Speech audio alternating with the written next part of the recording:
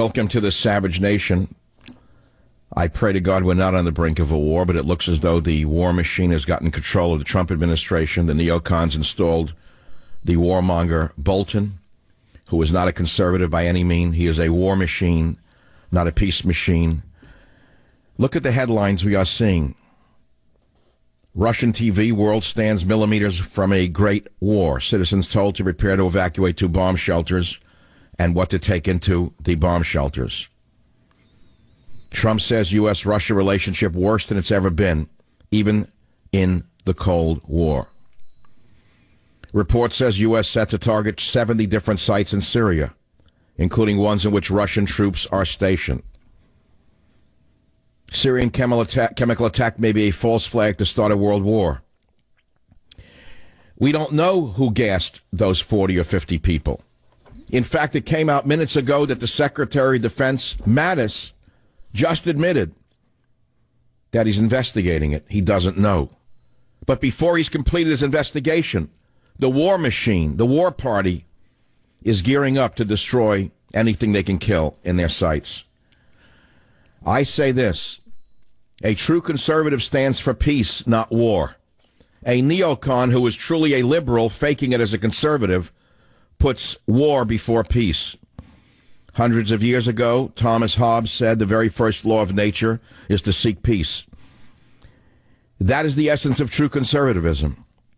And I'm not just talking about the absence of military war on the battlefield. I am talking about peace between individuals and groups within society. It's truly the opposite of progressivism, which seeks nothing but conflict. They promote conflict between people of different racial groups, different sexual orientations, and different income levels. They promote conflict between men and women. One of the reasons I worked so hard to get Trump elected is I thought he would be a man of peace. I said, put everything else aside. The most important thing in this world is not the economy, it's peace. Domestic peace, international peace, peace between individuals and peace between nations is far more important than gross domestic product or low interest rates. I have declared to you before, and I will declare to you again today, that I am an anti-war conservative. I know many of you don't understand what those words mean because you think liberals are anti-war, but they're not. As you have seen in the streets of America and on the television sets, liberals are the violent fascists of our time. I thought all these left-wing organizations represented the true danger, not this administration.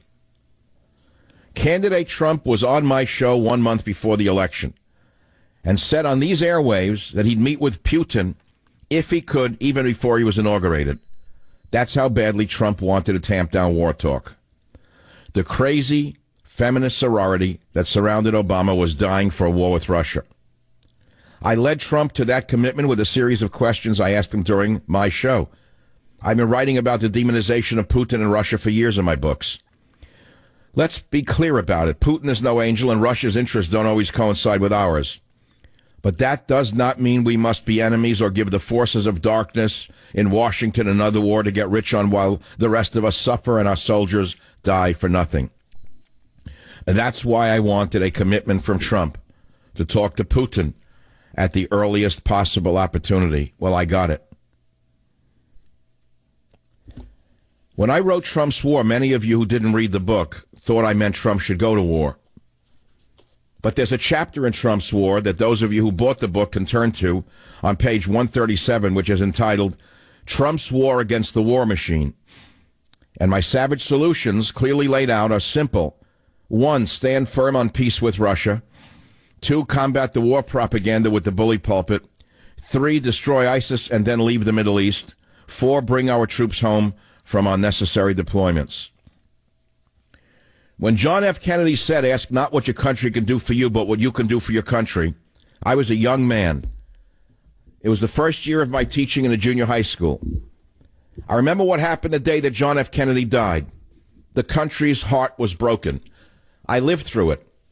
People on all sides of the aisle were shattered. He was young, idealistic, ambitious, but he was a leader, a great leader. He inspired me. I didn't even know what his party was. I had no idea. Every time that man spoke, I was stirred by John F. Kennedy to do better for myself and my nation.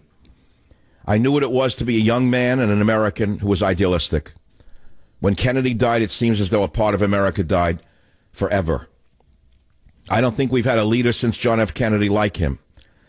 If John F. Kennedy were alive today, he'd run as probably a Republican. He could never get elected in the left-wing progressive circles of the Democrat Party of today.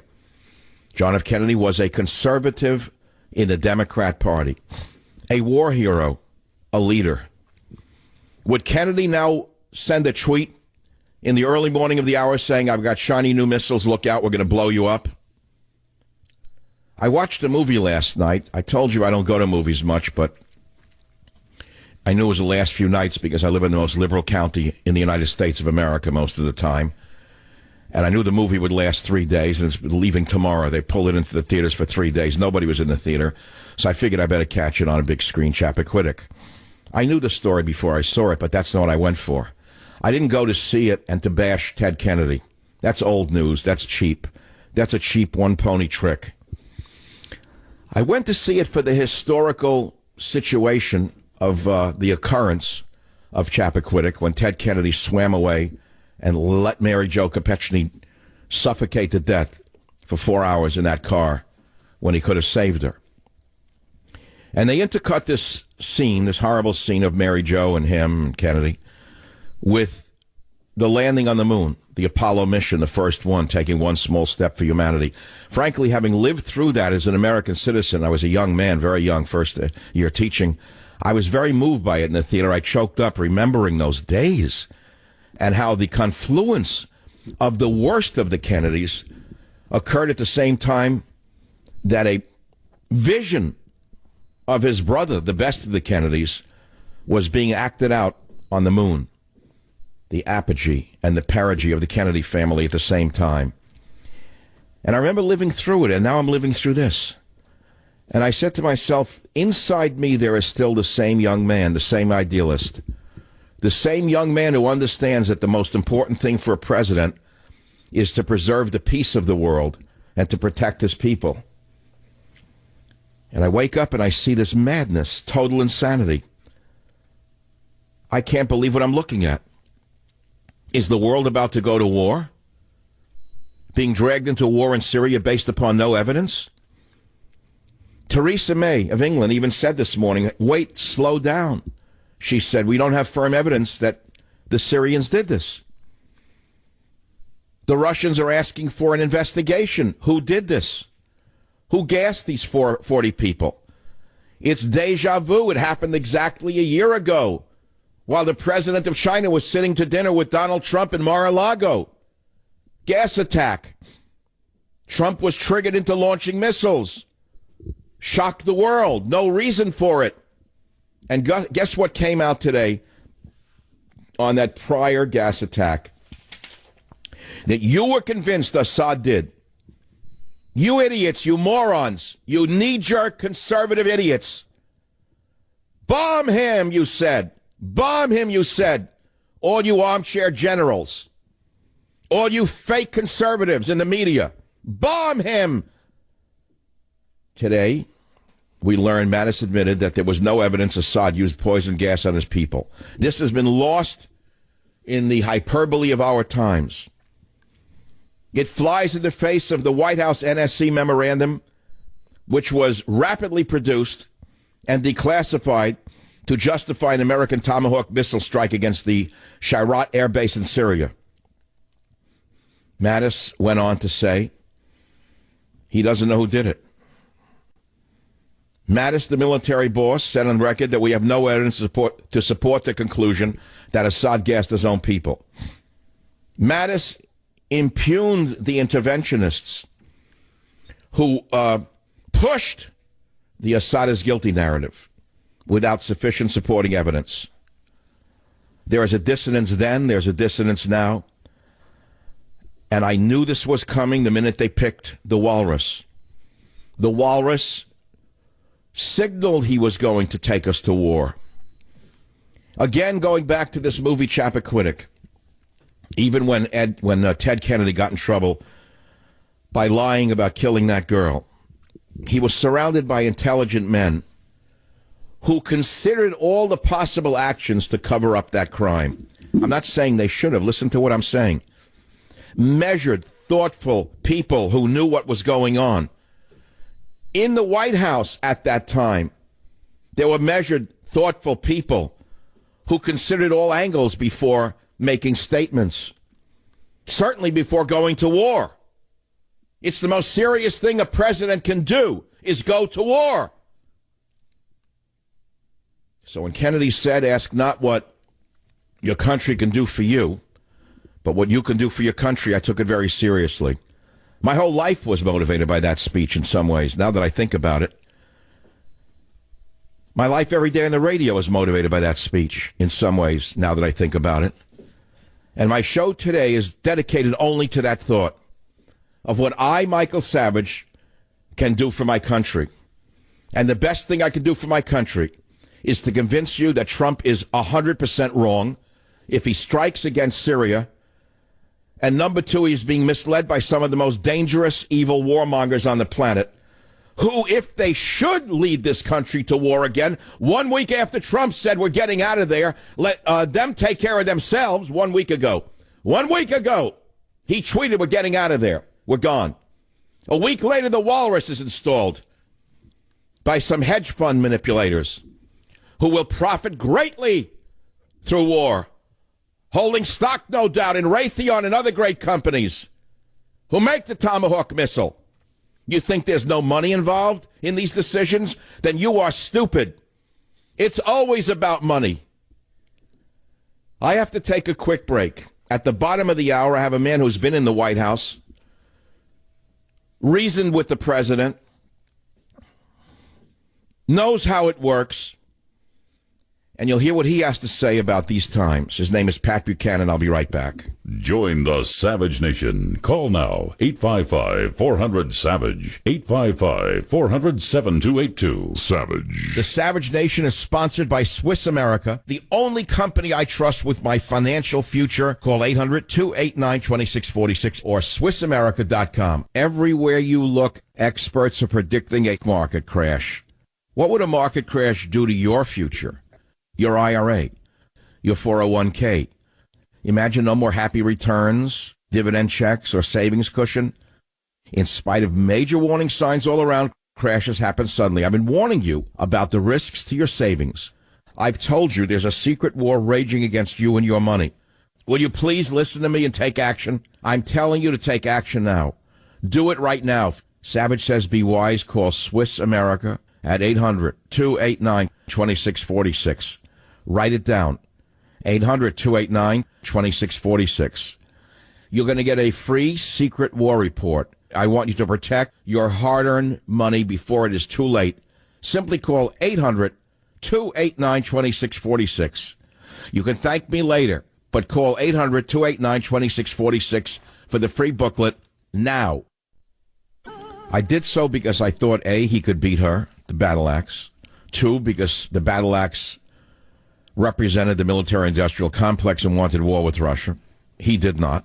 He was clearly on record, both during the campaign and after he won, as being an isolationist, if you want to call it that. A nationalist is what I would call it, with no foreign wars. I wake up today and I read that he calls Assad a gas-killing animal without evidence. A gas-killing animal without evidence. And then he says, get ready, Russia, because they will be coming nice and new and smart. That's the President of the United States. Get ready, Russia, because they will be coming nice and new and smart. So I tweeted this morning. Yes, the president got me to tweeting over about a year ago. I said, if you can't beat him, join him. So I'll start tweeting. So I got into my tweet thing, my tweet mode, and I tweeted the following. Madness. I warned the world Bolton was a warmonger who got Bush into Iraq. Why would Assad and Russia gas when winning war? Mr. President, stop before it's too late. Within a few minutes, the Bolt bots, which are machine-driven responses, thousands of them sitting around America somewhere, started attacking me. And then I see an article that was shocking, more shocking than even the president's tweets. From Haaretz.com, one of their little writers, Allison Kaplan Summer, writes that anyone who is opposing the war is a white supremacist. who's defending Russia and Assad. Suddenly, anyone who opposes the war with Russia is an anti-Semite or a white supremacist. I never thought I'd see this kind of rhetoric in the United States of America today, coming out of Israel and America itself. Now we're anti-Semites. Now we work for Russia because we don't want war with Russia. Well, I rest my case. You can say who you want I am, but I know who I am. I know who I work for. I work for only one boss, and that's somebody upstairs who none of us have met. I have to answer to him at the end of every day as I lay my head on a pillow. And I got to tell you something, I sleep very well at night. I'm not up at 4:30 in the morning tweeting after eating Twinkies. I sleep through the night because I give it my all during the day. And I'm going to give it my all today because I don't want war with Russia. Now, if I knew that Assad and or Russia definitively gassed their own people, I would not be saying these things. But I am a cautious man by nature, and I want to know what the rush is. The Russians are saying the Americans want to launch Tomahawks in order to cover up the evidence of who actually gassed the people. How do you like that? Did you hear what I just said? That the Russians are saying the Americans want to launch Tomahawks to destroy the crime scene. Now, if you're a cop, do you understand what I'm saying to you on a world stage? I hope you can understand this. Join the SAP. U.S. President Trump blasts Putin for supporting the gas-killing animal, Syrian President Bashar al-Assad. Trump appeared to pave the way for imminent airstrikes, tweeting, "Get ready, Russia, because they will be coming nice and new and smart." World braces for war. Russia has sent troops into Duma. Do you understand what's going on? This is no longer a battle between Mueller and Trump where there's no body count. Do you understand what war is? You understand it's not a matter of tweeting, but dying? That there's a difference between an ego battle and a battle on a battlefield? Pat Buchanan wrote a great article at Buchanan.org saying, "Has the war party hooked Trump?" Pat joins us now on the Savage Nation. He's been there and done that. Pat, welcome to the program. Hi, Michael. How are you? Well, not good today. I'm very concerned that the warmongers have grabbed the steering wheel of this administration. What do you think? I think you've got a very valid point. I think the President of the United States this morning really painted himself into a box. He has said that the missiles are coming. He has said Assad is a gas-killing animal, and that the Russians ought to know it, and they're morally complicit in what happened. I don't see how Donald Trump now backs down and does not fire the missiles, because he will then be put into the same category as Barack Obama, who had his red line and then refused to do anything to enforce it. So I think we are headed into a military confrontation, and the president is going to launch those missiles. I don't know who's going to be with us, maybe the French. It doesn't look like the British are going to be with us right now. There's a British diplomat, Rex Ford, or Mr. Ford, who was an ambassador to Syria, who says jihadists staged this thing. There was no real gas killings. And Theresa May has said, we don't have proof that the Syrians did this. And it seems to me, Michael, it would be a horrible mistake to be firing these missiles in the first place and threatening Russia. And in the second place, when we're not even sure exactly what was done and what happened. Pat, on last week, Trump said we're getting out of Syria, that we're leaving it to them to resolve the problem. On Sunday, the madman, John McCain, implied that Trump's comments about leaving Syria very soon emboldened Assad. And then the other weirdo, the crazy weirdo, Lindsey Graham, said the entire Syrian Air Force should be destroyed. Now, you wrote that such massive an attack by the United States would be an act of war against a nation that has not attacked us and does not threaten us. And you said that Congress, prior to such an attack, should pass a resolution authorizing a U.S. war on Syria. You ever think that Trump will go for a War Powers Act? Well, the War Powers Act is in effect, but this is a clear-cut look. If we attack Syria, it's airfields, and it's a sustained attack of the kind the president's talking about. Those are acts of war against a country that has not attacked us, has not threatened us, and does not want war with us. Under the Constitution, in order to make that a legitimate war, the Congress has to either authorize or declare the war, and Congress hasn't done it. I mean, where does the President of the United States get the authority to attack Assad or attack the Russians who are in Syria at the invitation of a legitimate government, awful as that government may be? He's got no constitutional authority to do what he's about to do, and the Congress of the United States, which has the authority, is sitting there and doing nothing.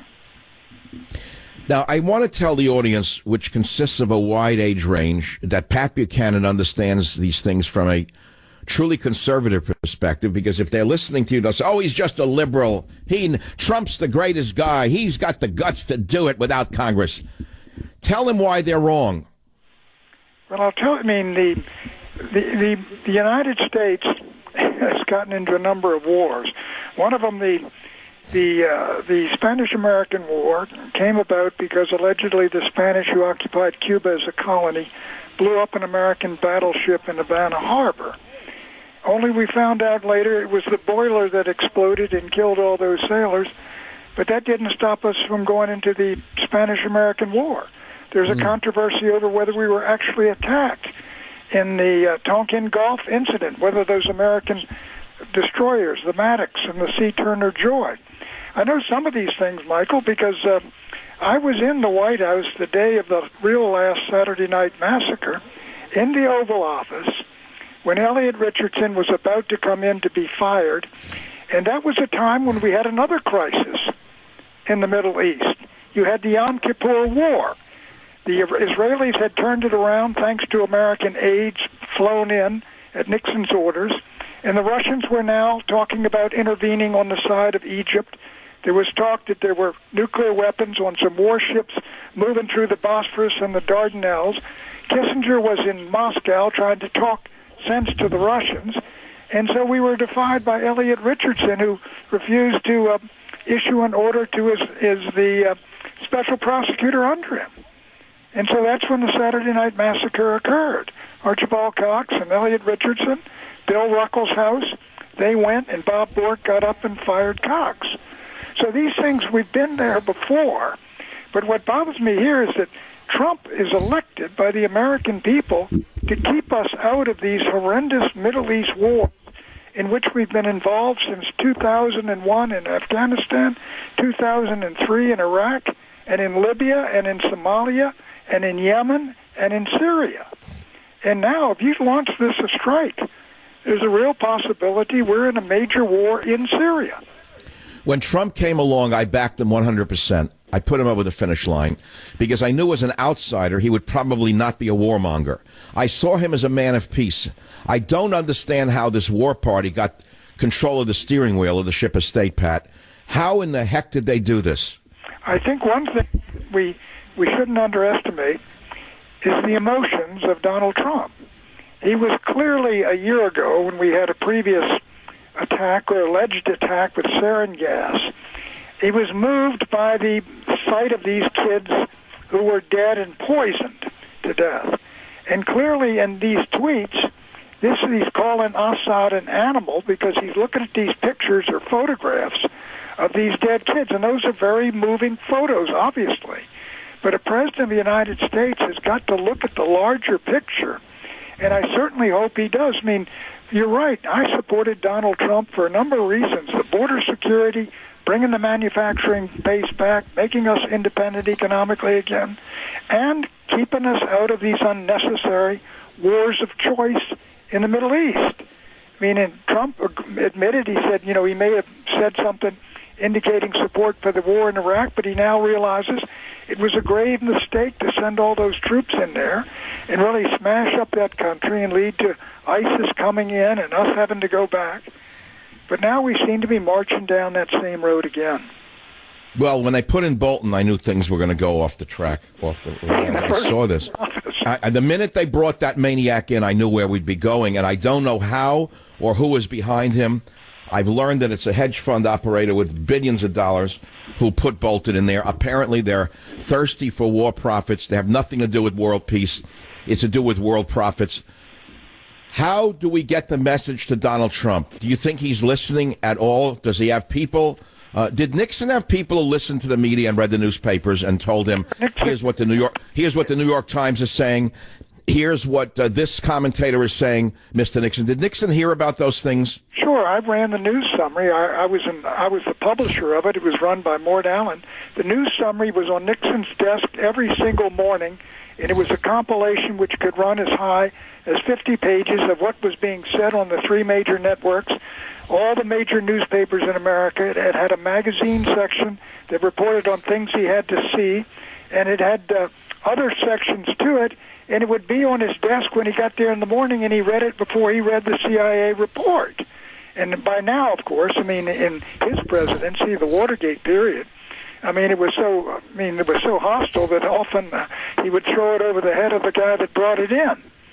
So, but the point is, the president's got to know what's out there and what is going on out there in the country. And I tell you, as I agree with you, I was very much for Trump to win the primaries, and I thought he had a long shot to win the presidency and was elated when he did. And one of the primary reasons was I felt that he would not be, if you will, stampeded into one of these wars. Yeah. Well, since he likes Twitter, and he seems to be running the presidency by tweets, I, with my little radio show, tweeted madness. I warned the world Bolton was a warmonger who got Bush into Iraq. Why would Assad and Russia gas when winning war? Mr. President, stop before it's too late. Pat Buchanan, when we come back, I want to ask you to tell America that is listening, do you think Donald Trump can now turn around? Can he turn the ship around? Right here on the Savage Nation. Join the Savage Nation. Call now, 855-400-SAVAGE, 855-400-7282. Savage. The Savage Nation is sponsored by Swiss America, the only company I trust with my financial future. Call 800-289-2646 or SwissAmerica.com.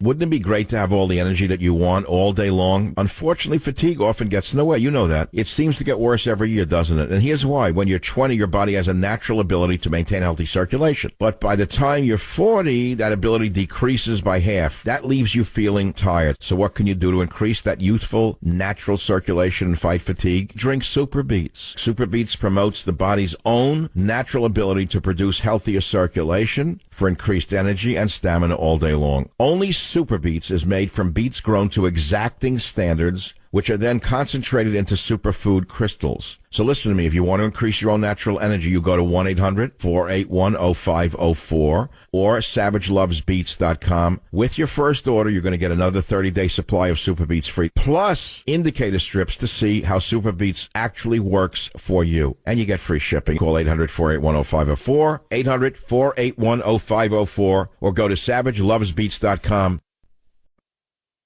Do you have trouble sleeping like most people do? I'm here to change your sleeping patterns forever. I, myself, have never slept better since I started using MyPillow. I would toss and turn all night and never feel fully rested, but that's all changed once I discovered MyPillow the way I like it. MyPillow uses a patented technology that morphs perfectly to the type of sleeper you are. You create the pillow that's right for you, right on their own website. It's amazing. And, of course, it's all manufactured right here in the United States and comes with a 10-year warranty. You can wash and dry MyPillow. And the best part is you get a 60-day money-back guarantee, so you have nothing to lose. I want you to go to MyPillow.com or call 800-768-0898, promo code SAVAGE. Take advantage of my special 4-pack deal. Buy 2 premium MyPillows, and you're going to get 2 Go Anywhere pillows for free. Rush to MyPillow.com or call 800-768-0898, promo code SAVAGE, to take advantage of my special 4-pack deal. Well, it has been said that the only things that are guaranteed in life are death and taxes, and tax season is here, and identity thieves are at it again. According to the IRS, they're filing fake tax returns with stolen personal info, social security numbers they steal. We are all vulnerable, but the Southwest is a particularly bad region for identity theft, with Nevada being the worst state. And while tax fraud is top of mind right now, remember that identity theft can affect Americans year-round. There are so many threats in today's connected world that it just takes one link that is very weak for criminals to get in. Good thing new LifeLock identity theft protection has added the power of Norton Security to help protect you against threats to your own identity and to your own devices that you can't easily see or fix on your own. So if you have a problem, they have agents who will work to fix it. We all know no one can stop every cyber threat or prevent all identity theft or monitor transactions at all businesses. But new LifeLock with Norton Security is able to uncover threats you might otherwise miss. So go to LifeLock.com or call 1-800-LifeLock and use promo code SAVAGE, and you're going to get an additional 10% off your first year. Did you get it right? 1-800-LifeLock, promo code SAVAGE, for a big 10% off. We're dealing with an issue of war and peace on the world stage. A week ago, the president said, we are leaving Syria. Leave it to them to work it out. We all cheered him. It's why we elected him. No foreign wars, no foreign entanglements. Then we wake up and he says he's got shiny new weapons that he's going to use against the animal Assad. And Russia has told its citizens what to bring into the bomb shelters. You have any idea what this is? Do you understand this is like the Cuba Missile Crisis right now? This is as big as it gets. It's insane right now. We're living in total insanity. Pat Buchanan was in the White House. He worked with Nixon. He knows how the corridors of government work. Pat Buchanan, line 10. What do you think Trump should do now? I think Trump should reflect and see if he's a big enough man, quite frankly, to try to climb down from the threat he has issued, the virtual ultimatum he has issued. There's four ways he can do it. First, he ought to, in his meeting, I would rely on Kelly and Mattis and Pompeo rather than Bolton. Secondly, he should say we want the folks who are international folks on the prevention of the use of chemical weapons, want those folks in there to verify these weapons were used. Third, he should call upon the Congress of the United States to authorize or declare war or authorize him to attack, to buy some time and not to attack. And so I think he ought to do those. And he ought to have a deconfliction strategy with the Russians in Syria. We should be talking to them. I think you should be talking with Putin. But you got to realize here, Michael, there are people in Washington, D.C. who want this war, who want a conflict with Russia in Syria, and with Iran in Syria, and with the Syrians, who feel that that belongs to us, and we ought not let the Russians and the Iranians and the Shia and Hezbollah have it. So the president, if he wants to avoid a conflict, and I think he should, he's going to have to come back in off that limb. It's a very interesting statement that you make. You started by saying, well, when I said, what should Trump do?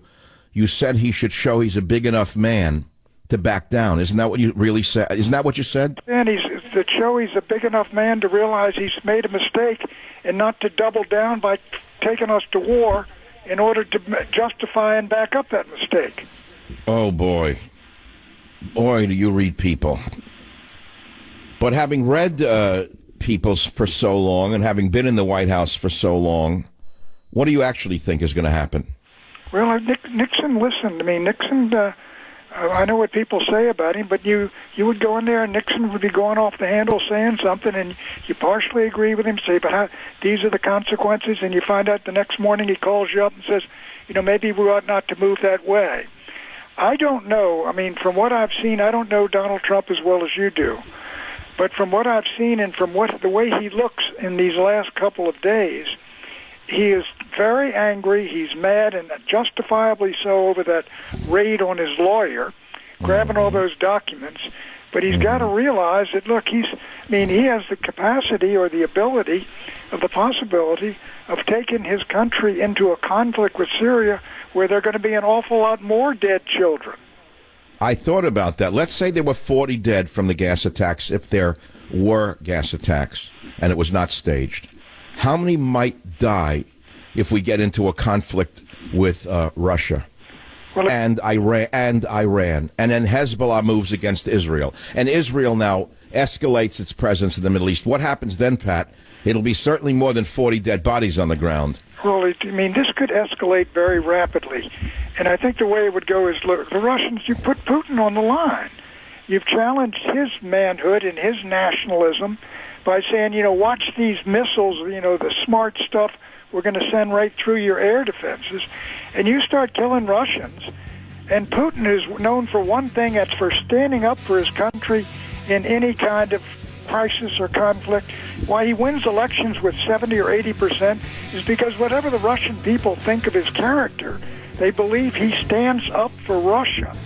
And I don't. Okay, listen, Pat, you're the best guest I've had in years. Could you stay with us at the top of the hour? Pat Buchanan, go to Buchanan.org. If you can, I will see you on the other side of the break. Joining us again is Pat Buchanan, who worked in the Nixon White House and in the Reagan White House, for those of you who are fake conservatives, who wrap your arms around Ronald Reagan, but when a real Reaganite appears, what are you going to do, call Pat a communist now because he's against the war? Pat, line 10, welcome to the program. Thank you very much, Michael. Was that JFK at American University in June of 1963? You would know because you were probably in the audience. I don't know, but you were probably there, were you?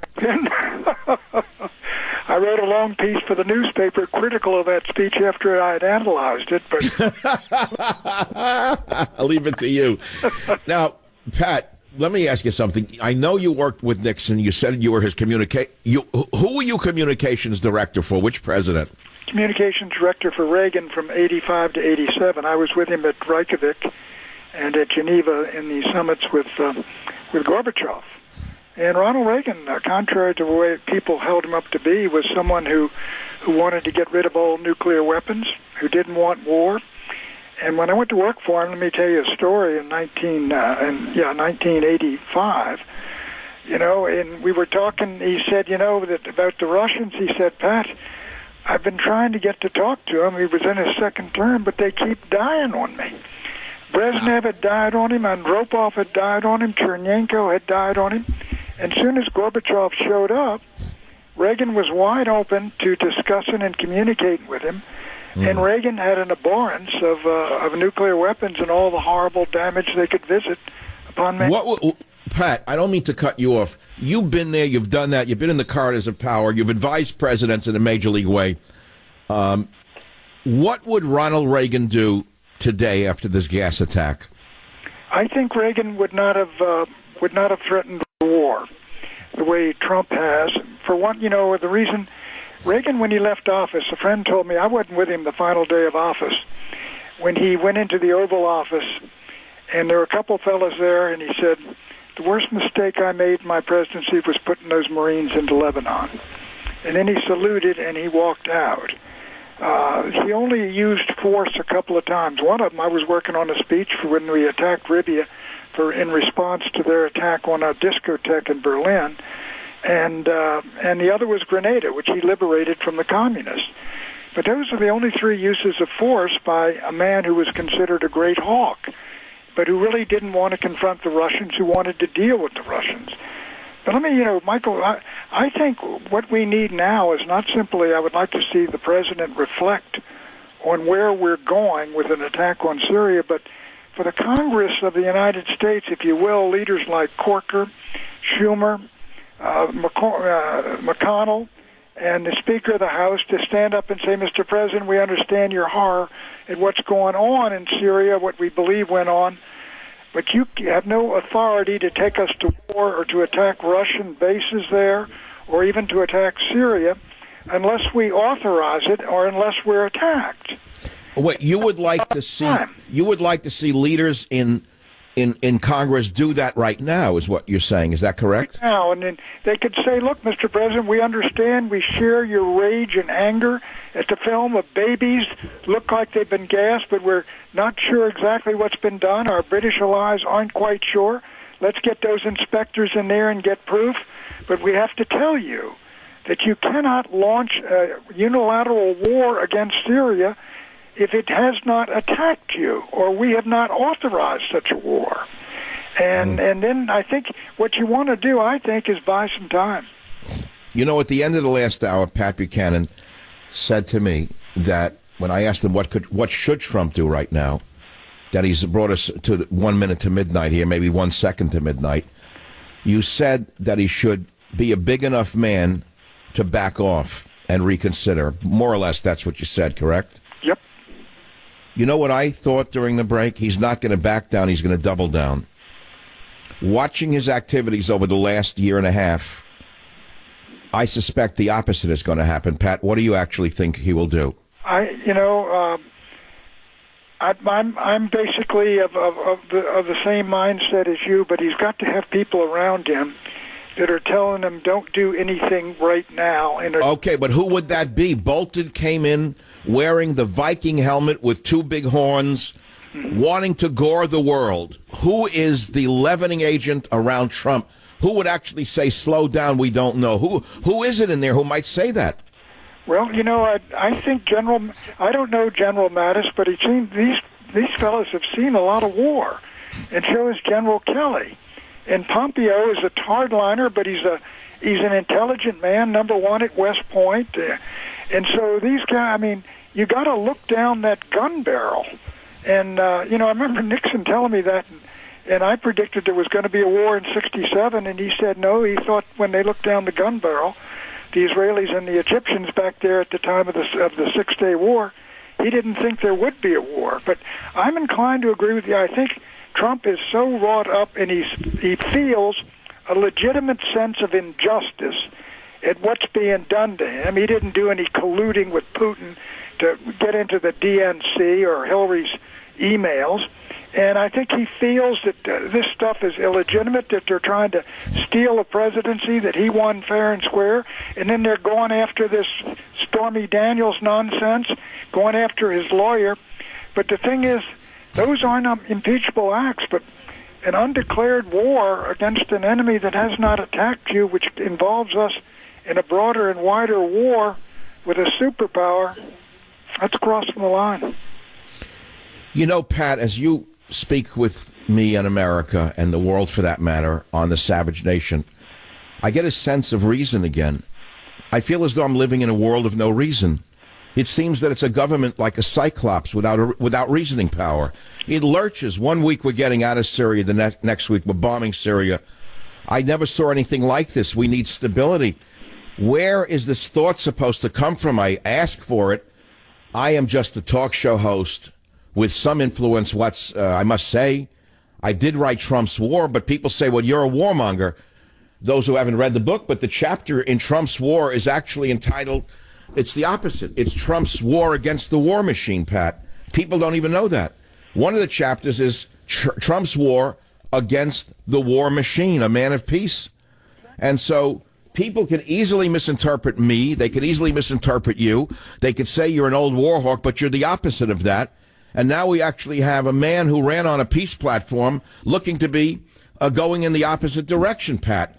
I am hoping to God that I can stir the pond with this show, as I have done in the past, and having you on is a very important part of it, and stir thought in the base of Donald Trump, who will flood the White House with emails saying, don't attack Syria. That's what I'm hoping for, Pat. I think, and it's not an illegitimate hope. There was a time when Barack Obama and Kerry they had their line in the sand, and the American people rose up and said, we don't want to get involved in another Middle East war. And it was almost so unanimous that Obama went to the Congress, and the Republican Congress wouldn't support him. This is exactly what needs to be done. And look, there's not a single, except for that moving troops into Lebanon, not a single American military action during the Cold War did I oppose of presence of either party. But once our war, the Cold War, is over, what in heaven's name? We can't sort out the Middle East. I don't know how are you going to win a war when your opposition not only includes the Syrians, their army, the Iranians, Hezbollah, the Russians, and the Turks, and the only allies we got in there right now are the Kurds. Are we going to get up an army and send them into Syria if this thing turns bad, which it could, if you start throwing rockets into Syria and killing Russian troops? I go on the websites that I normally go on, and you want to hear something strange, Pat? Breitbart, not one article against war. All these sites that I go on every day, all of a sudden they're dead silent on the Syria situation, Pat. What's happened to the so-called right wing in this country? Have they lost their minds? Well, you're right. I don't know how to explain the silence. I mean, look, the Congress of the United States, that's right there in the Constitution. It's number one authority of the Congress, the legislative branch, is the decision to declare war or authorize war. It's not given for a reason to the commander-in-chief alone. He fights the war once the Congress authorizes. Has Congress authorized an American war on Syria, which hasn't attacked us and does not threaten us, a war which could draw in the Iranians and Hezbollah and draw the Russians? I mean, and I think Congress has got an obligation. They've got an obligation, I think, to stand up and say, I will give Tim Kaine. He said, Donald Trump is president. He's not a king. He can't take us to war against North Korea or Iran or Russia or Syria unless we authorize that war. The only website that is running anything about this madness right now is InfoWars with Alex Jones. End of the world, he writes. Trump planning to strike 70 targets in Syria, including Russian. Russia vows to retaliate. But the most alarming headline for me today was the Russian people have been warned what to bring into the bomb shelters with them. This is very serious stuff. And yet there's a huge blackout amongst right-wing news sites, Pat. It's as though I am living in an absolute propagandist dream. I'll be back in a minute, and here's what we're going to do when I come back. Pat can't stay with us all day. If you have a quick question for Pat Buchanan, who worked for Presidents Nixon and Reagan, who knows how government works, who worked for bona fide conservative presidents, the real McCoy, been there, done that. Questions, 855-407-282. Speak or forever hold your peace. Join the Savage Nation. Call now, 855-400-SAVAGE, 855-400-7282. Savage. The Savage Nation is sponsored by Swiss America, the only company I trust with my financial future. Call 800-289-2646 or SwissAmerica.com. Here's why I'm a big fan of Simply Safe Home Security. Simply Safe system is ready for anything that gets thrown at it. If a storm takes out your power, Simply Safe is ready. If an intruder cuts your phone line, Simply Safe is ready. Say an intruder destroys your keypad or siren, Simply Safe will still call the authorities and get you the help that you need. Here's what I love about this. Sure, maybe it's overkill. Maybe you don't need to be ready for every worst-case scenario, but that's what makes Simply Safe's home security system the best. It is always ready. And Simply Safe's triple safeguard protection could cost an arm and a leg, but it doesn't. Instead, they only charge you what's fair. So 24/7 professional security monitoring is just $14.99 a month. And with Simply Safe, there are no contracts, no hidden fees. That's why I recommend them to everyone I know. You owe it to yourself to check them out. Go today to simplysafesavage.com. That's simplysafesavage.com to protect your home and family today. SIMPLISAFE. Simplysafesavage.com. Where are all of the anti-war conservatives out there who voted for Donald Trump because he was not the battle axe Hillary who wanted a war with Russia, who was gunning for a war with Russia? And here's the strangest question of the day to the audience listening to this program. Where are all the Democrats who attack Trump on a daily basis now that he said he's going to bomb 70 sites in Syria? Where are they? You would think they'd say something. It's as though he's gone on to the other side and he's joined the war party, who is the Democrat Party. The Democrat Party is the war party, and they're silent now on Trump's saber-rattling. It's past saber-rattling. Pat Buchanan, last words on the Savage Nation. It's all yours. Go ahead. Well, I think that, look, back in 2003, we started a magazine to prevent George W. Bush from taking us into war, the American conservative, and fought a long battle, and we lost. And that is proven to be a disaster for this country. You take a look at how the Chinese have used this century and how we have used it, and who's gotten ahead and who has fallen behind.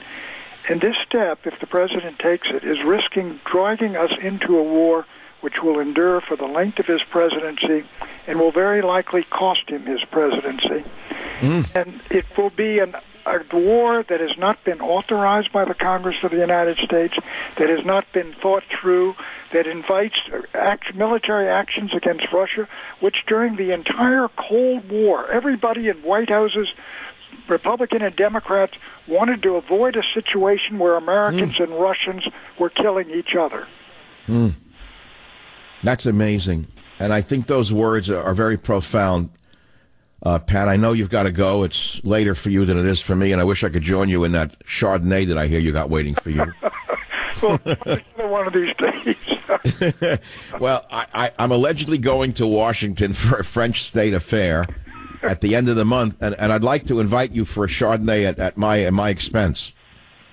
Okay, I'd be delighted. Okay, well, he's going to give you the details. I don't know if you're up as late as I am because I'm on California time. But I wish you and your sister a wonderful evening, whoever else you're with.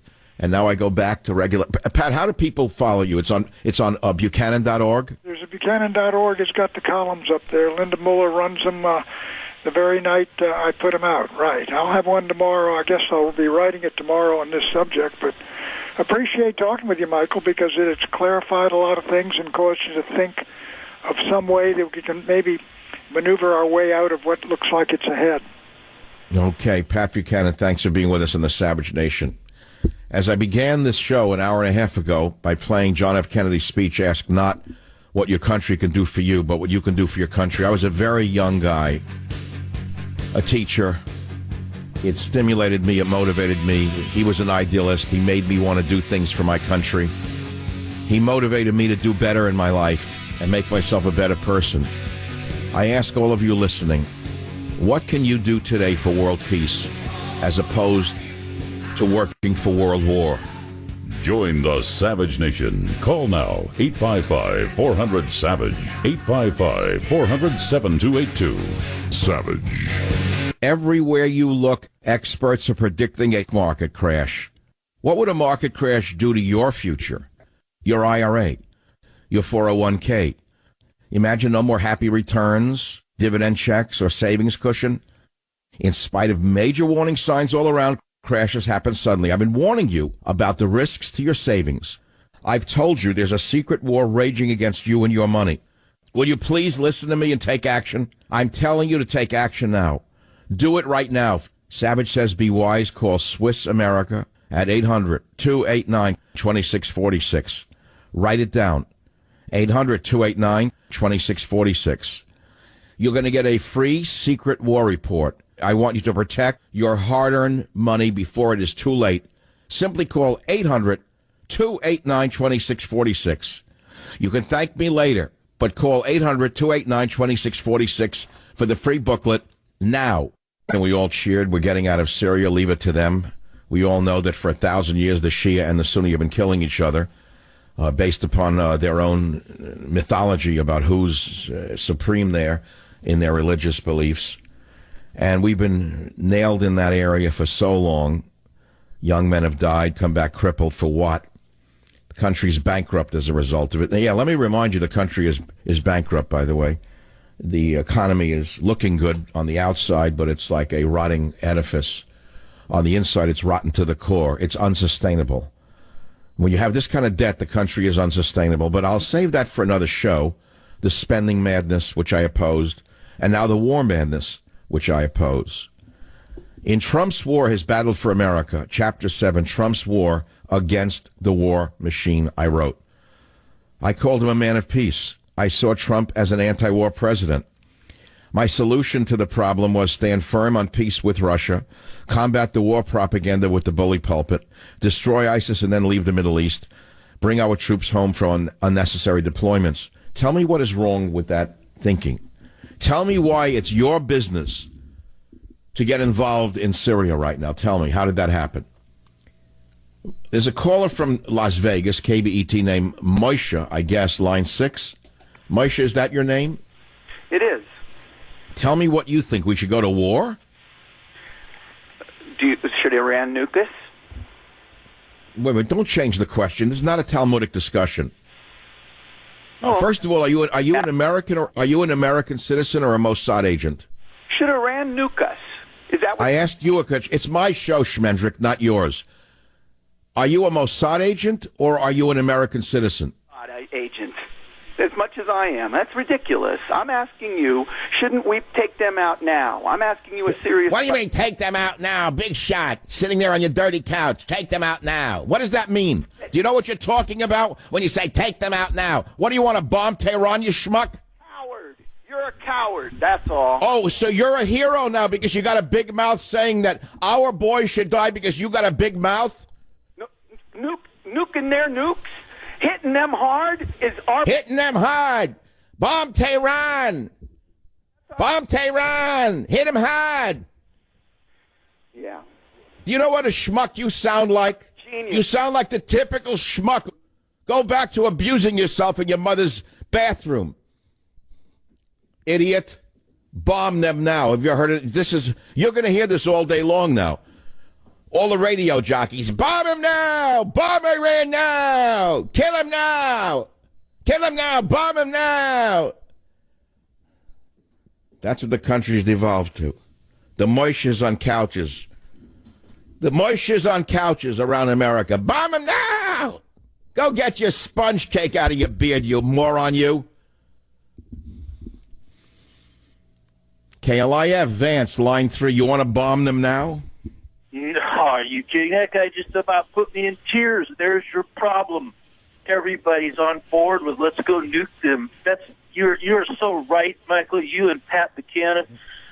I got so much I know can connect so many dots for you. I wish you had an email address. I'd send you stuff. But I want to know you and Pat understand how he lost the primary when he was running for president to Bush the Lesser. He was taken out so obviously. He was on a roll into Arizona, and they blew him away. And, oh, gosh, Mr. Buchanan, we're so sorry. Those damn voting machines, you see. Well, no, I don't want to go back to when Buchanan ran. I want to go back to Donald Trump, who a week ago was getting us out of Syria, and now all of a sudden he's gung-ho warmonger. How did that happen? I think they baited Trump, and they're pushing him down a cattle chute. They've got his kids in crosshairs, all this other stuff is smoke and mirrors to take our eye off the ball. Otherwise, why do you have Democrats, the left, so silent, like you said, and the right? Right. Where is Dianne Feinstein all of a sudden, who's Miss Democrat, not screaming from the top of her tower there saying, wait, stop, we don't want war with Russia. What, does she want war because her husband's a manufacturer of products? What the hell is going on here? Where are all the voices trying to stop this madness? Why am I the only one in the media speaking out about this? Have you heard anybody who declares themselves to be a conservative today saying, wait, stop, Mr. Trump, you're being misled? Who has said that other than me? 3 nights ago, he asked, why are all the Democrats and Republicans now supporting Trump? It's a good question. I want you to watch Fox News. There's a character there who copies my every show. He gets probably a transcript, and it makes believe it's his words. And I salute him. He's much younger, and he doesn't have any inherent wisdom, so he listens to my show for wisdom, which is fine. I really don't care. I want to see if he has the guts to come out as anti-war tonight. I'm talking about Nip and Tuck. I want to see if Nip and Tuck has the guts to come out anti-war and copy me today as he does most every other day, in my estimation. Watch Fox News and see who's for the war and who's against the war. See if any of them stand up against the war tonight. I doubt that they will. Crosses and all. See what the crosses where they stand tonight. All the conservatives, all of a sudden the warmongers. How did that happen? Again, let me repeat. Something is wrong here. How have the conservatives turned on themselves? And do they understand that the people are not that stupid? Henry, on WFTW Radio, line 8. Go ahead, you have the floor in the Savage Nation. Well, Dr. Savage, it's quite an honor. I've been trying to get to you. You're right. Tuck was questioned that same night that you were questioning about who did the bombing, and you were questioning the poisoning, and he was saying the same thing. But I'll tell you something, Fox News, they had Madeleine Albright. They had like Lieberstein or whatever, the senator from Connecticut. They have Blumenthal. They are false news or whatever. All right, I don't want to just bash Fox News. It's irrelevant what they had. The question is, will they come out and ask the questions I am asking today? I have to go to the Bible, to Isaiah. Those of you who are not religious, please turn your radios off. I'm sure the wall banger will give you the sounds that you need of a nail gun. But Isaiah wrote the following: a sinful nation laden with iniquity, a seed of evildoers, children that deal corruptly, that have forsaken God. that have condemned the Holy One of Israel. The whole head is sick and the whole heart faint. From the sole of the foot even unto the head, there is no soundness in it, but wounds and bruises and festering sores that have not been pressed, neither bound up, neither mollified with oil. Your land, strangers devour it in your presence. What is going on in my nation? It is though a nation that has a serious illness in the head, that's lost its mind. It lost its soul a long time ago. Now it's lost its mind. I have not changed my opinion one iota. I wrote Trump's war to stop war. I helped elect Donald Trump in order to make sure the warmonger, the battle axe, didn't win. And God shall judge between the nations and shall decide for many peoples. When is this going to happen? Read Isaiah when he says, they shall beat their swords into plowshares and their spears into pruning hooks. It's very easy for the cowards sitting on dirty couches around America or behind filthy microphones with their lunch in the granules of the microphone to sit there and scream, bomb Iran, bomb Syria, bomb North Korea, bomb China. It's very easy to say that. Nation shall not lift up sword against nation, neither shall they learn war anymore. Where are the conservatives now? Where have all the crosses gone? Are they all going to be screaming for blood tonight? You will find out today and tomorrow who is a conservative and who is a phony. Because I'm going to repeat for you something that you may have read or may not have read when you read Trump's War, The War Machine. Hundreds of years ago, on page 139, I wrote, Thomas Hobbes said that the very first law of nature is to seek peace. That is the essence of true conservatism. It's peace, not war. Anyone can scream, go to war. Anyone can scream, drop a bomb. Anyone can say, yeah, yeah, yeah, go, go, go. Bomb Russia. Get China while you're at it, too. Kill Kim Jong-un. Yeah. Sitting in my mother's living room. One of the reasons I worked so hard to get Trump elected is because I thought he would be a man of peace. And then all of a sudden I woke up and the sellout Republicans joined with the neocons turned out to be as bloodthirsty as the liberals for different reasons. While the liberals believe they can make the whole world equal through humanitarian war, the neocons have a much more traditional goal. They want to rule the entire world. Global hegemony not only fulfills their lust for power, it helps their crony capitalist friends on Wall Street and in corporate America. The first thing you must understand about the neoconservatives is they're not really conservative. The movement was founded by liberals who left the party because it became too anti-war over Vietnam. These people don't care about limited government or conservative values. They're all for big welfare programs like Medicare Part D, as long as they're free to wage constant war all over the planet. Page 145, Trump's War. So if you see the title, Trump's War, you say, oh, that's savage, he's a warmonger. No, he's a peacemonger. There's a different thing between a man who wants peace and a coward. Just as there's a difference between a man who wants war that is fought by the other woman's son. I couldn't believe what I saw this morning when I woke up. Trump's tweets, they made no sense to me. Actually, they were stunning and nauseating at the same time. They were shocking to read a thing like that. I never saw a president act like this. And I do know it's a reaction to Mueller.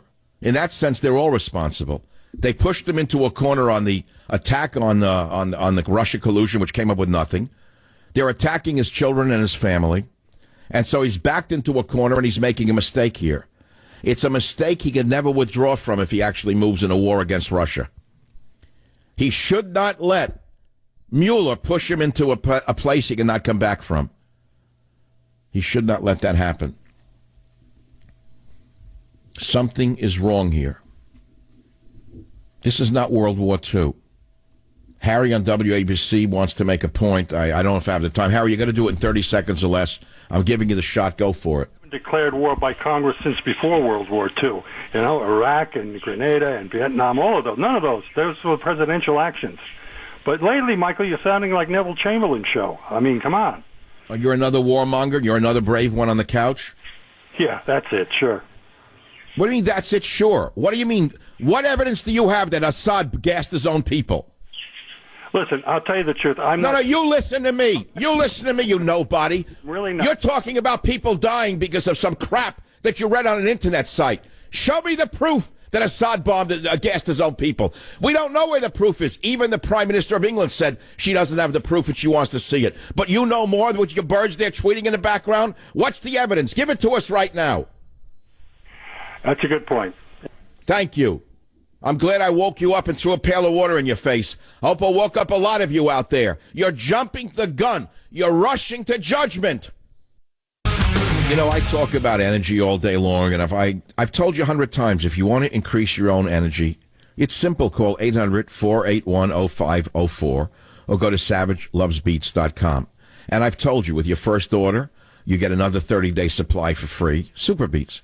And then you think we're making it up, right? Well, you get indicator strips to see how Super Beats actually work in your body, and free shipping. And I've told you to call 800-481-0504. I've told you to go to SavageLovesBeats.com today to give you all the energy you want all day long. Why? Because often many of us get into fatigue states for everyday activities, and it seems to get worse every year because when you're 20, your body has a natural ability to maintain healthy circulation. But by age 40, that ability decreases by half, and that leaves you feeling tired. I've told you you can increase that youthful, natural circulation and fight fatigue by drinking Super Beats, and I've suggested, and I'm telling you again, all you got to do is try it. Call 800-481-0504 or go to SavageLovesBeats.com. That's it. That's the whole story. Now let's go back to the news of the day. Let me be very clear. I am opposed to what Donald Trump did in warning Russia. It seems he tweeted without thinking. Missiles will be coming into Syria. Why? Well, all of us are opposed to the use of chemical weapons. But how do we know who used the chemical weapons? Number one, even Theresa May of England said this morning, hold on, wait a minute, I don't have proof that Assad did this. Can you kindly stop foaming at the mouth, all of you warmonger couch generals, for 1 minute, and think this through? Syria and Russia, with the help of the United States, have almost completely annihilated ISIS in Syria. They're down to a small pocket in one town or one city. Why in the world, after Trump says, I'm pulling out of Syria, getting the troops out, they're bringing them home, that's what I promised during the campaign, why all of a sudden would Assad be stupid enough to again bring the world against him by launching a gas attack against his own citizens? Would Russia do that? Are they that stupid? Do you think Putin, for all of his machinations, is dumb? Do you think he would authorize a thing like that and turn the whole world against him when he's almost got Syria completely pacified, almost back in the hands of Assad? The opposite would make sense. It would be those who do not want Russia in Syria. It would be those who want Assad deposed in Syria who would launch the gas attack. Now, who would those people be? That would be Al-Qaeda. That would be ISIS. That would be the neocons. That would be the deep state. That would be all the enemies that we elected Donald Trump to oppose. So now Trump has taken the enemy's message, hook, line, and sinker, and all of a sudden blurts, I'm going to bomb, I'm going to launch missiles, I got a ship there, I got new shiny missiles I'm going to launch. I've never seen anything like this. I have one job in life, and that's to speak the truth and to be a man of peace, not a man of war. If you're a man of war, good for you. Very easy to do that behind a microphone. Very hard to do that on a battlefield or in a street. Be very careful what you say. It may lead to the death of hundreds, if not thousands or more.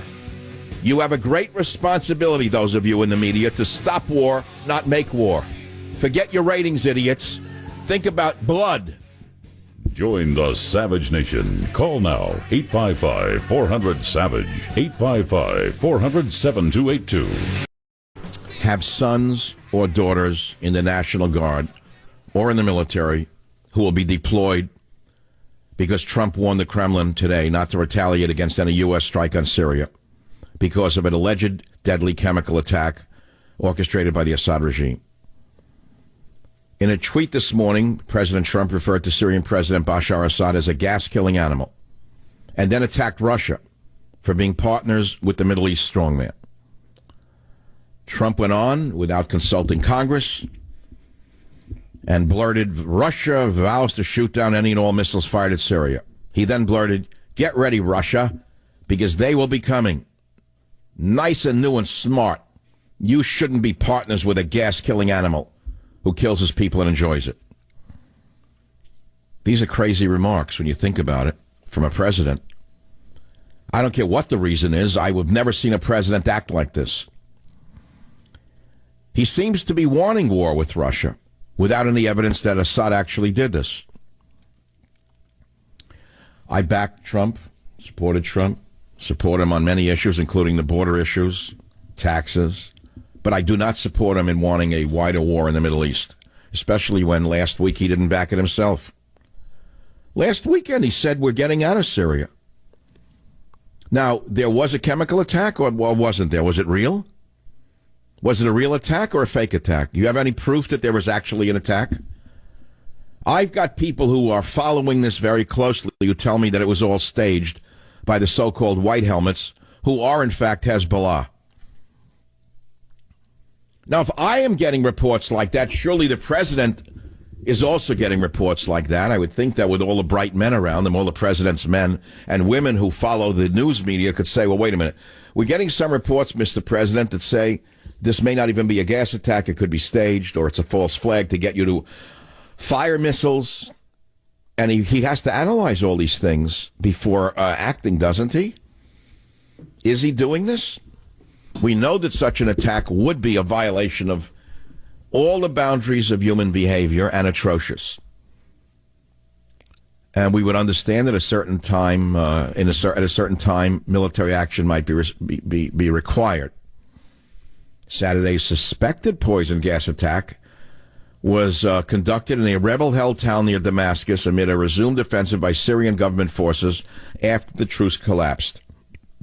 Syrian activists, meaning, who are Syrian activists? Who are Syrian activists? ISIS and such, said the attack in Douma killed at least 40 people. Is it true? Trump went on to say our relationship with Russia is worse now than it has ever been, and that includes the Cold War. Are you listening to this game of... listen to this. Our relationship with Russia is worse now than it has ever been, and that includes the Cold War. Can you believe that the president would say a thing like that? Why would he be escalating this right now? And by the way, we've heard about fake news. How do we know that this gas attack is not fake news? Especially since the usual suspects, John McCain and Lindsey Graham, two of the craziest men in the history of the Senate, men who have wanted war since the time they came out of the womb, men born for war, men born to promote the military-industrial complex, are suddenly backing Trump, men who fought him on every level. Men who do not want the wall, men who do not want Trump, anti-Trumpers, never-Trumpers, all of a sudden love Trump. Why? Can't you put two and two together? So I ask you, the American people, to speak out right now before it's too late. And don't fall for the big lie that it's cowardly to be against war. That's the simplest thing you could say about somebody who wants peace. It's easy to be a tough guy on the radio and on the airwaves. I'll ask you again, do you approve or disapprove of being dragged into a war in Syria?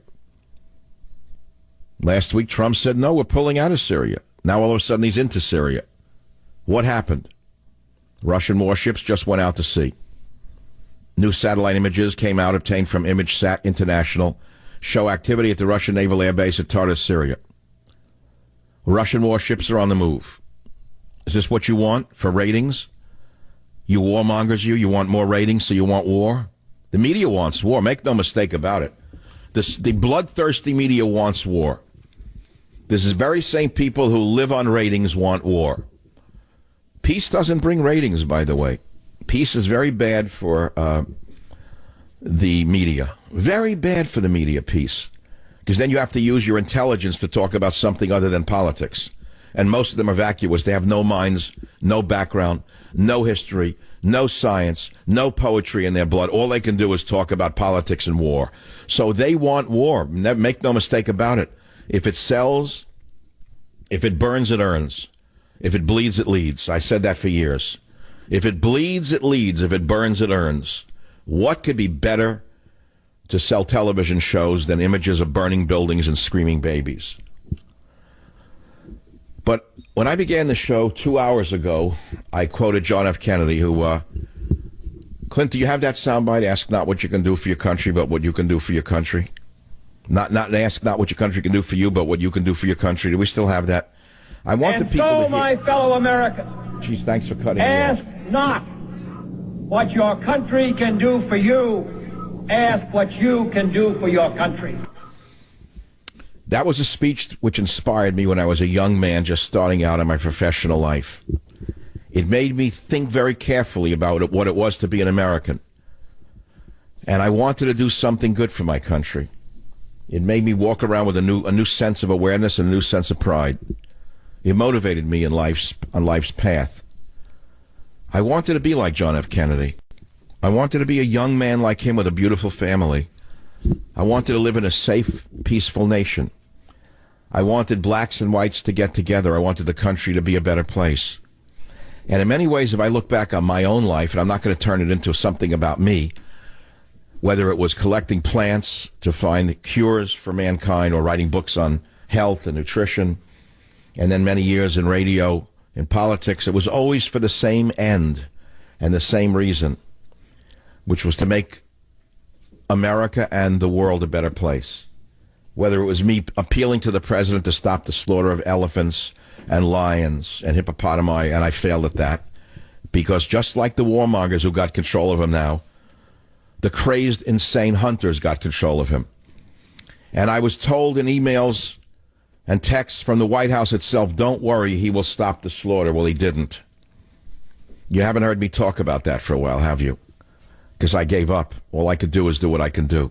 I'm only a talk show host. I have only got my radio show, nothing else. I don't have any position of power. All I have is the audience. That's you. You have the power. You have the power to stop this war madness. If you cannot see the connection between a president who 1 week says we're pulling out of Syria, and the day after this warmonger neocon psycho is put in there, the walrus, that all of a sudden there's a convenient gas attack orchestrated like on, it's as though HBO created the whole show. Gas on Saturday, walrus on Monday, war on Wednesday. But the people are gullible. People are easily gulled. They'll go along with whatever you tell them. And there's nothing better than showing them poor babies foaming at the mouth. I hope to God there was no gas attack. But I also hope to God that the president will pause just for a moment and say, wait a minute. If I said I'm getting out last week, now I say I'm going to war this week, it doesn't make me look too good. I got to take a deep breath and I got to think about this. People are not stupid. They're going to remember these things. So wait, let me think about this for a minute. I want pure evidence in front of me that shows me that Assad did it, that Russia collaborated with Assad to do it. You know, it's funny, now that I think about it, Trump's been screaming for a year, and I know he's right, saying there was no collusion with Russia to steal the election. But now he's rushing a judgment and saying Russia colluded with Assad to gas his own people? Where's the evidence? Trump's been saying there's no evidence that he colluded with Russia. Where's the evidence that Russia colluded with Assad to gas their own people? Where is the evidence, Mr. Trump? You know, I'm speaking to you, the audience, as though I'm in a room and I'm being given free rein to open my big mouth and say what I think to the president. Because it's the only thing he would listen to is somebody who has the guts to speak to him clearly and succinctly and say what he thinks. The rest are just yes men and yes women. 25-year-olds, 29-year-olds, 80-year-olds. Somebody has to stand up and say, wait a minute, you're saying there's no Russia collusion between you and Russia with the election, and we believe you. So now, but you're rushing the judgment that there was collusion between Russia and Assad? Where'd you get the proof? One picture from Reuters put out by the white helmets? So I don't think anyone has seen that, but thank God I can still think on my feet. I had Pat Buchanan on the show in hour 1 and hour 2. I hope we can get that interview together and put it up for the people to listen to a short version on michaelsavage.com after the show is over. Pat worked for Nixon. He worked for Reagan. He's been inside the halls of Congress, inside the White House, not in the halls of Congress. He wasn't buried as a small bureaucrat somewhere in the Justice Department trying to ruin people's lives. He was actually a communications director for Ronald Reagan. And he knows that Reagan was a man of peace who thought very carefully before going to war. And he wanted evidence before he went to war. The same with Nixon. He said Nixon was declared a warmonger, but he actually wanted peace. Never forget it was Nixon who ended the war in Vietnam. Never forget that, no matter what the liberals want you to believe. So Buchanan was on here, and I asked him a couple of questions, like, what should Trump do? And he said something very telling. He said Trump should be a big enough man to admit he may have made a mistake with those tweets this morning. But alas, I will tell you, ladies and gentlemen,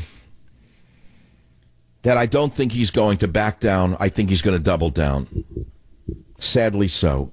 Back in a minute. Join the Savage Nation. Call now, 855-400-SAVAGE, 855-400-7282. Savage. The Savage Nation is sponsored by Swiss America, the only company I trust with my financial future. Call 800-289-2646 or SwissAmerica.com. Have you ever taken your car in for an oil change? Your mechanic finds something wrong, and bingo, surprise, you're hit with a huge repair bill? And what happens when you're not covered by the manufacturer's warranty? You're paying out of your own pocket to fix it, that's what. That's why I recommend extended vehicle protection from CarShield. If your car has 5,000 to 150,000 miles, CarShield can save you from paying for high repair bills. Replacing your engine or even a simple sensor can cost thousands. But when you're protected by CarShield, you can have your favorite mechanic or dealership fix your car. It's your choice. CarShield also provides 24/7 roadside assistance and a rental car while yours is being fixed for free. Get covered by the ultimate in extended vehicle protection. Get CarShield. How? Call 800-CAR-6100. 800-CAR-6100. 800-CAR-6100. Mention code SAVAGE or visit carshield.com. Use code SAVAGE to save a big 10%. That's carshield.com or 800-CAR-6100. Code SAVAGE to save 10%. A deductible may apply. Ladies and gentlemen, sure, you could have surgery to look younger, but why on earth would you do that? I wouldn't. Listen to Joanne from Connecticut. My husband looks 10 years younger using Genucel. He saw results the first day he used it. I have also had remarkable results. Can't be without it. Imagine the bags and puffiness under your eyes gone, and watch those sagging, droopy eyelids disappear. That's years off your appearance. Genucel by Chamonix is an easy choice. Genucel contains natural ingredients for incredible results safely and quickly. It's as simple as that. In fact, with immediate effects, you'll see results like Joanne's in as little as 12 hours or your money back. Guaranteed. And right now is the perfect time to try Chamonix's brand new Genucel eyelid lift for droopy, sagging eyelids. Order Genucel today and get the brand new Genucel eyelid lift absolutely free. Go to Genucel.com. You heard me. That's Genucel.com for the free Genucel eyelid lift, or call 800-SKIN-891. 800-SKIN-891. If you call right now, you're going to get express shipping also free. Hurry, call 800-SKIN-891. 800-SKIN-891 or go to Genucel.com. If you could keep your head when all those around you are losing theirs and blaming it on you, then you'll be a man, my son. I kind of remember that line. Great poet. April 2nd, Donald Trump says he's going to bring Putin to the White House because he wants to smooth out relations. April 2nd, 9 days ago. Now he says U.S.-Russia relationship is worse than it's ever been, including the Cold War. And he asks Putin to stop the arms race while he's moving warships into the Middle East. What do you want me to do here? Sit here and say yay?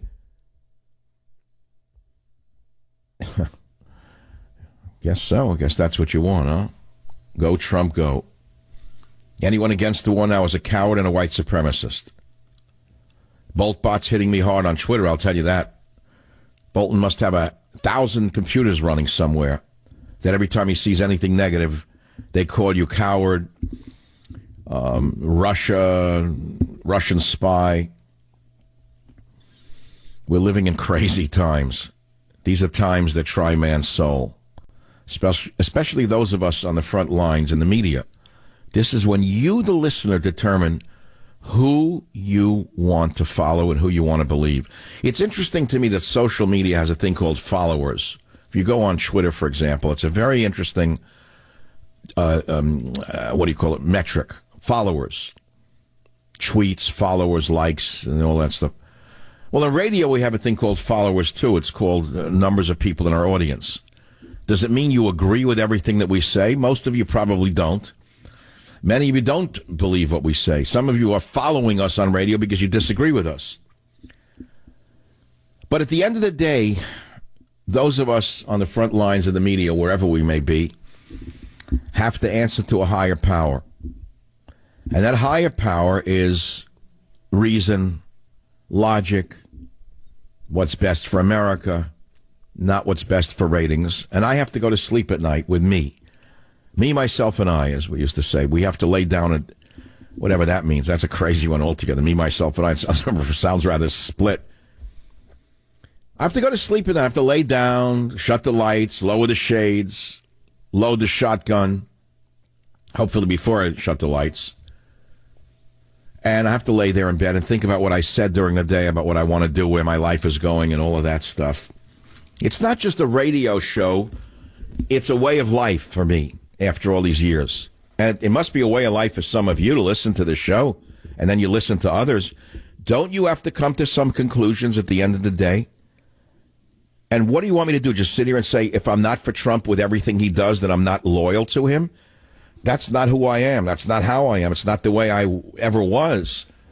I'm not a party type. I'm not an apparatchik. I don't have blind loyalty. I can't have blind loyalty. The ones who are going to be calling for war, mark my words, the ones who are going to be most gung-ho for war are those who were never Trumpers and anti-Trumpers. You watch and you wait and see which way this goes. Those who either backed other candidates or hated Trump and put him down.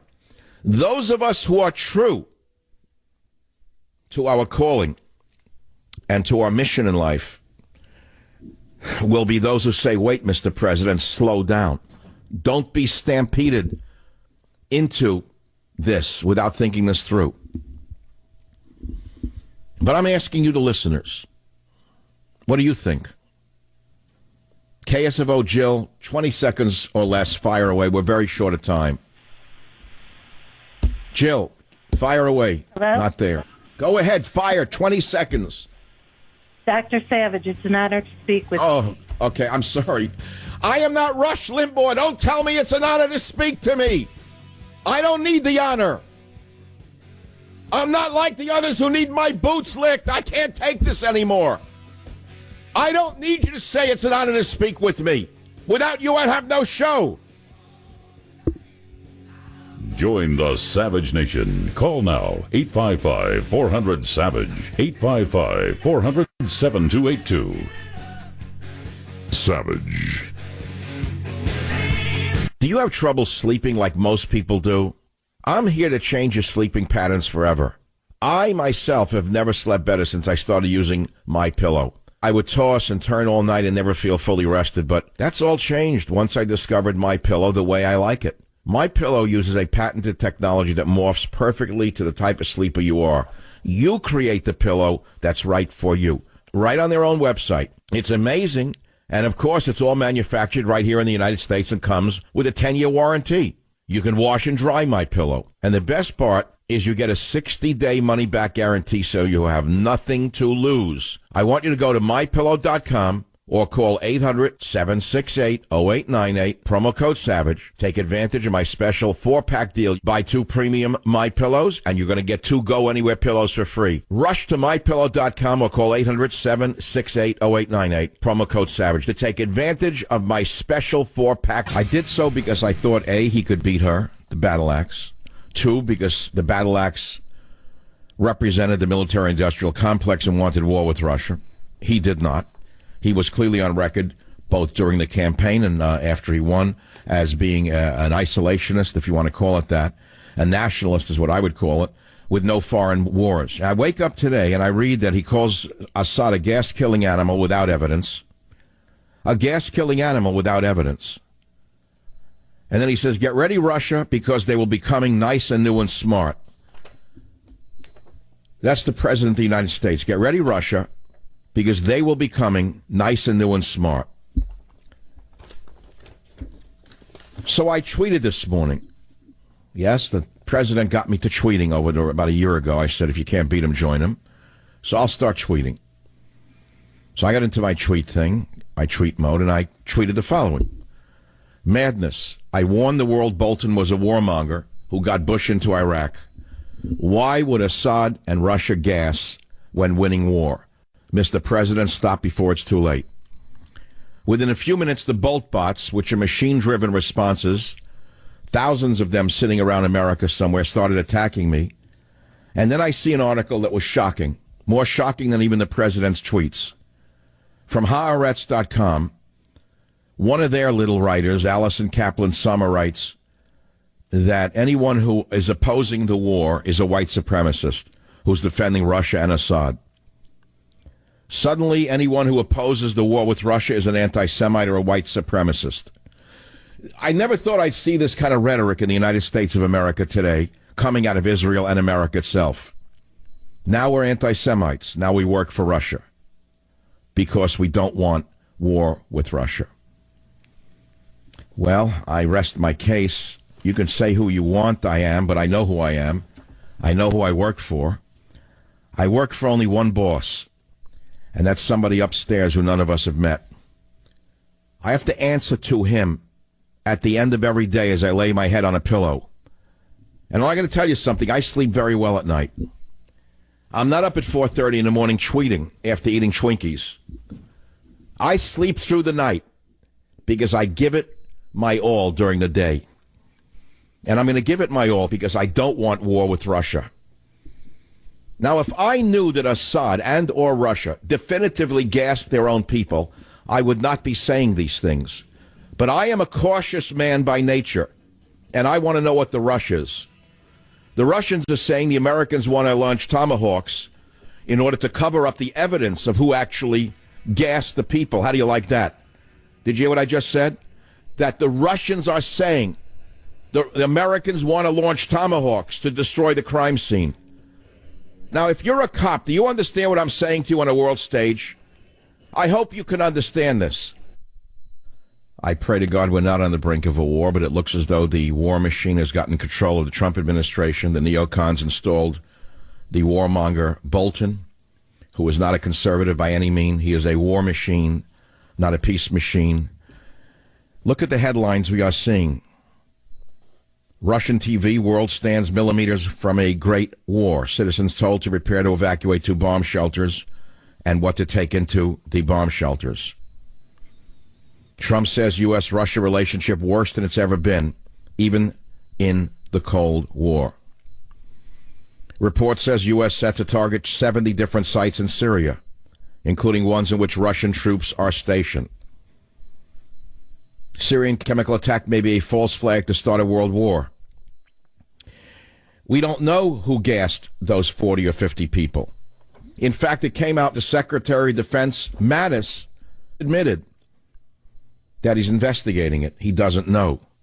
But before he's completed his investigation, the war machine, the war party, is gearing up to destroy anything they can kill in their sights. I say this. A true conservative stands for peace, not war. A neocon who is truly a liberal, faking it as a conservative, puts war before peace. Hundreds of years ago, Thomas Hobbes said the very first law of nature is to seek peace. That is the essence of true conservatism. And I'm not just talking about the absence of military war on the battlefield.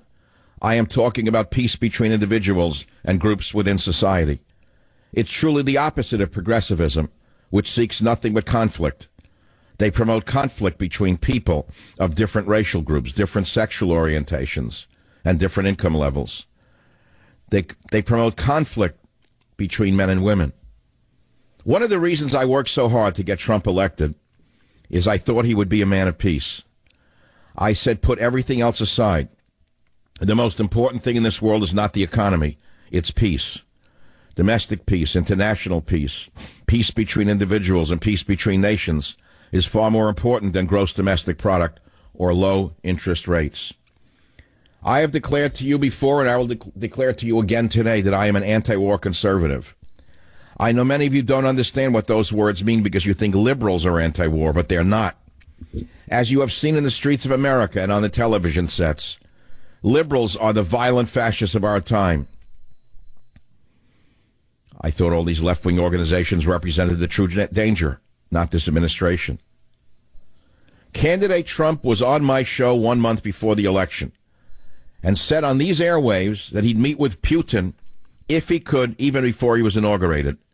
That's how badly Trump wanted to tamp down war talk. The crazy feminist sorority that surrounded Obama was dying for a war with Russia. I led Trump to that commitment with a series of questions I asked him during my show. I've been writing about the demonization of Putin and Russia for years in my books. Let's be clear about it. Putin is no angel, and Russia's interests don't always coincide with ours. But that does not mean we must be enemies or give the forces of darkness in Washington another war to get rich on while the rest of us suffer and our soldiers die for nothing. And that's why I wanted a commitment from Trump to talk to Putin at the earliest possible opportunity. Well, I got it. When I wrote Trump's War, many of you who didn't read the book thought I meant Trump should go to war. But there's a chapter in Trump's War that those of you who bought the book can turn to on page 137, which is entitled Trump's War Against the War Machine. And my savage solutions, clearly laid out, are simple. 1, stand firm on peace with Russia. 2, combat the war propaganda with the bully pulpit. 3, destroy ISIS and then leave the Middle East. 4, bring our troops home from unnecessary deployments. When John F. Kennedy said, ask not what your country can do for you, but what you can do for your country, I was a young man. It was the first year of my teaching in a junior high school. I remember what happened the day that John F. Kennedy died. The country's heart was broken. I lived through it. People on all sides of the aisle were shattered. He was young, idealistic, ambitious, but he was a leader, a great leader. He inspired me. I didn't even know what his party was. I had no idea. Every time that man spoke, I was stirred by John F. Kennedy to do better for myself and my nation. I knew what it was to be a young man and an American who was idealistic. When Kennedy died, it seems as though a part of America died forever. I don't think we've had a leader since John F. Kennedy like him. If John F. Kennedy were alive today, he'd run as probably a Republican. He could never get elected in the left-wing progressive circles of the Democrat Party of today. John F. Kennedy was a conservative in the Democrat Party, a war hero, a leader. Would Kennedy now send a tweet in the early morning of the hour saying, I've got shiny new missiles, look out, we're going to blow you up? And I wake up and I see this madness, total insanity. I can't believe what I'm looking at. Is the world about to go to war? Being dragged into a war in Syria based upon no evidence? Theresa May of England even said this morning, wait, slow down. She said, we don't have firm evidence that the Syrians did this. The Russians are asking for an investigation. Who did this? Who gassed these 40 people? It's deja vu. It happened exactly a year ago while the president of China was sitting to dinner with Donald Trump in Mar-a-Lago. Gas attack. Trump was triggered into launching missiles. Shocked the world. No reason for it. And guess what came out today on that prior gas attack? That you were convinced Assad did. You idiots, you morons, you knee-jerk conservative idiots. Bomb him, you said. Bomb him, you said. All you armchair generals. All you fake conservatives in the media. Bomb him. Today, we learned Mattis admitted that there was no evidence Assad used poison gas on his people. This has been lost in the hyperbole of our times. It flies in the face of the White House NSC memorandum, which was rapidly produced and declassified to justify an American Tomahawk missile strike against the Shayrat air base in Syria. Mattis went on to say he doesn't know who did it. Mattis, the military boss, said on record that we have no evidence to support the conclusion that Assad gassed his own people. Mattis impugned the interventionists who pushed the Assad is guilty narrative. without sufficient supporting evidence. There is a dissonance then, there's a dissonance now. And I knew this was coming the minute they picked the walrus. The walrus signaled he was going to take us to war. Again, going back to this movie Chappaquiddick, even when Ted Kennedy got in trouble by lying about killing that girl, he was surrounded by intelligent men who considered all the possible actions to cover up that crime. I'm not saying they should have. Listen to what I'm saying.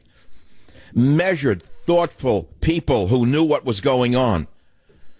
In the White House at that time, there were measured, thoughtful people who considered all angles before making statements. Certainly before going to war. It's the most serious thing a president can do, is go to war. So when Kennedy said, ask not what your country can do for you, but what you can do for your country, I took it very seriously. My whole life was motivated by that speech in some ways, now that I think about it. My life every day on the radio is motivated by that speech in some ways, now that I think about it. And my show today is dedicated only to that thought of what I, Michael Savage, can do for my country. And the best thing I can do for my country is to convince you that Trump is 100% wrong if he strikes against Syria. And number two, he's being misled by some of the most dangerous, evil warmongers on the planet, who, if they should lead this country to war again, 1 week after Trump said we're getting out of there, let them take care of themselves 1 week ago. 1 week ago, he tweeted we're getting out of there. We're gone. A week later, the walrus is installed by some hedge fund manipulators who will profit greatly through war, holding stock, no doubt, in Raytheon and other great companies who make the Tomahawk missile. You think there's no money involved in these decisions? Then you are stupid. It's always about money. I'll be right back. Join the Savage Nation. Call now, 855-400-SAVAGE, 855-400-7282. Savage. What would a market crash do to your future, your IRA, your 401k? Imagine no more happy returns, dividend checks, or savings cushion. In spite of major warning signs all around, crashes happen suddenly. I've been warning you about the risks to your savings. I've told you there's a secret war raging against you and your money. Will you please listen to me and take action? I'm telling you to take action now. Do it right now. Savage says be wise. Call Swiss America at 800-289-2646.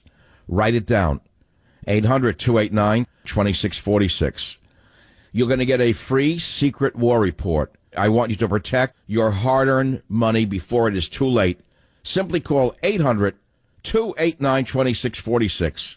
You can thank me later, but call 800-289-2646 for the free booklet now. In concluding today's program, I absolutely believe the United States needs to provide adequate evidence that Assad committed a war crime before going to war. We cannot just become lawbreakers and assault another nation simply because somebody said that they did it. Moreover, I will repeat something that I said earlier today that I think is significant for you to remember, if you're still here and listening and not falling asleep. We all know that Trump has been fighting very hard to disprove the Russia collusion theory because we know it's false. Mueller is a liar, a gangster, a mook, a bum, whatever. So Trump said there is no collusion. We all believe Trump there was no collusion. And yet, without any evidence whatsoever, Trump wants us to believe there is collusion between Assad and Russia to gas their own people. So you understand what I'm saying to you here? Where is the evidence that there's total collusion between Russia and Assad to gas their own people? Where's the evidence? From a man who's saying there is no collusion between him and Russia, who we believe, and a year now has been spent trying to prove it with no proof. We haven't even had a day to investigate who gassed these kids or these people in Syria. Not a day. Nothing. No outside agency. Given the fact that we now know that a year ago when Trump unfortunately launched without thinking against Syria before, which he did once before, which I opposed, by the way. And when I met Trump afterwards, he said to me, I hear you've been pretty tough on me on the radio, with a smile. But he waved me inside the velvet rope and we talked. I doubt very much I'll be waved inside any velvet rope from now on. Because this is the last straw for me. It's very different to have a political enemy who you ridicule on a daily basis and to launch a war based upon no evidence whatsoever, a war that can lead to the deaths of thousands, if not many thousands. War is the most serious step a president can take. A president has one primary job, which is to protect the people of his country. That's the one thing a president's supposed to do, is protect the people of his country, domestically and internationally. How does it serve the American people to act so brusquely, based on no evidence whatsoever? I saw this coming. It was signaled from a mile away. The minute I saw that the hedge funds had installed Bolton, I said, it's all over. The deep state has won. The swamp has swallowed him up. Remember, Bolton is from the swamp. It's like a repeat of history here. Bolton is the one who lied to George Bush about weapons of mass destruction to get Bush to invade Iraq. It's the same playbook. Do you understand that? It's the same exact playbook.